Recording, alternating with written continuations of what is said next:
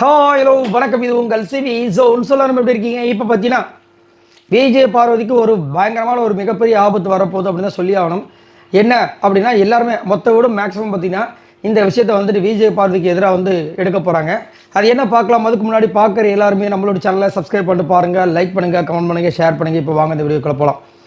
So Kamaruddin Parvati இந்த பேர் வந்து பார்த்தீங்கன்னா சக்ஸஸ் ஆகணும்னு ஒரு பக்கம் குரூப் இருக்குது, சக்ஸஸே ஆகக்கூடாதுன்னு ஒரு பக்கம் வந்து குரூப் வந்து ப்ரே பண்ணுறாங்க. அந்த அளவுக்கு வந்துட்டு ஒரு பெரிய ஒரு விஷயத்தை வந்துட்டு ஏற்படுத்திட்டாங்க ரெண்டு பேருமே.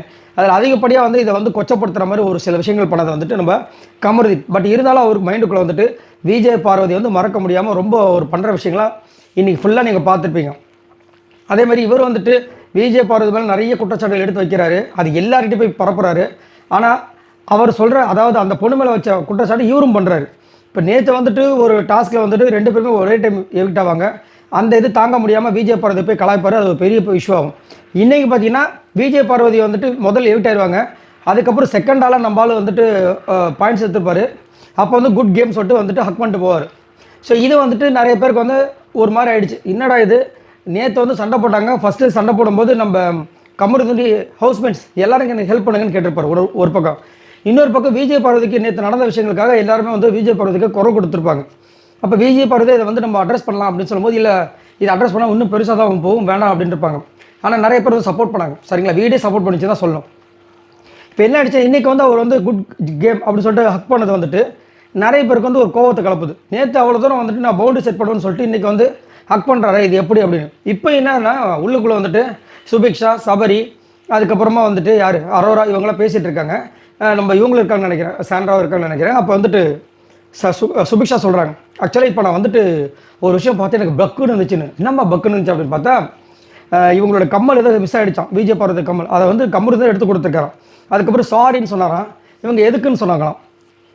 ஸோ அதை பார்த்தோன்னே எனக்கு வந்து அப்படியே ஒரு மாதிரி ஷாக் ஆகிடுச்சு, இன்னும் பேச ஆரம்பிச்சிட்டாங்க அப்படின்னு.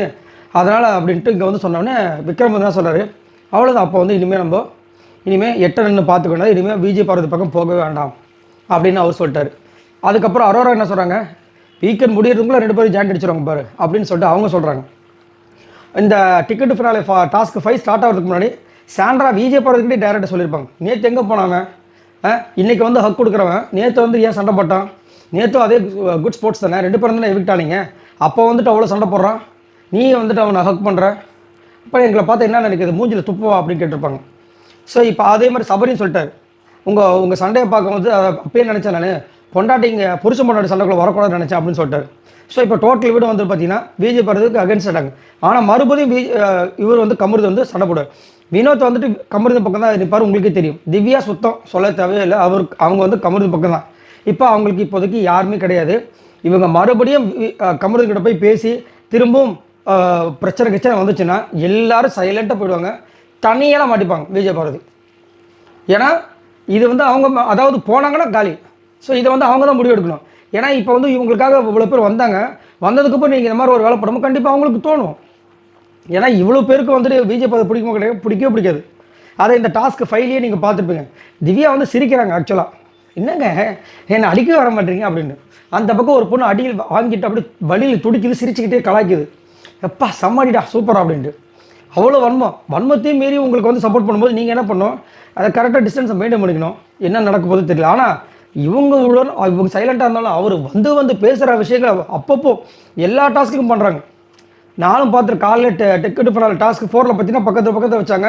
இவங்க ஏதோ ஒன்று சொல்கிறாங்க, அவர் திரும்பி சிரிக்கிறாரு, ஏதோ ஒன்று கலாய்க்கிறாரு. ஏன் அதை வந்து பண்ணுறாரு, இவர் தானே வந்து நேற்று நீ யார் அப்படி கலாய்ச்சாரு, இவ எப்படி எம்எல்ஏ வைக்கலாம்னு சொல்லிட்டு பிக் பாஸ் கிட்ட கம்ப்ளைண்ட் பண்ணார்ல, கம்ப்ளைண்ட் பண்ணிட்டு இவர் வந்து எதுக்கு இப்போ பேசுகிறாரு. சரி, இதை பற்றி உங்களோட கருத்துக்களை சொல்லுங்கள். இப்போ மொத்த வீடு வந்து விஜய் பார்வதிக்கு அகென்ஸ்டாக வந்துட்டு ஆறாங்க. கமருதீன் ஒரு நாள் பார்த்தீங்கன்னா, அதாவது அந்த ஸ்கிளிப்பை மட்டும் பார்த்தா சூப்பர், விஜய் அப்படி தான் கலாய்க்கணும் அப்படின்னு சொல்லுவாங்க. அந்த அளவுக்கு வந்து வெறியாக வந்து இது பண்ணுறாரு. ஆமாம், அவர் சொன்னால் அந்த பொண்ணு யார் அப்படின்னு. அடுத்த கொஞ்ச நேரத்துக்கு முன்னாடி அப்புறமா பார்த்தீங்கன்னா சாரி கட்டிட்டு போய் ஜாலியாக பேச போகிறாரு. அப்போது அந்த ஃபேன்ஸோட விஷயங்கள் எப்படி இருக்கும் பாருங்கள். இல்லை, இதை பற்றி மறக்காமல் கமெண்ட்ஸ் பண்ணுங்கள். பாய் நண்பர்களே.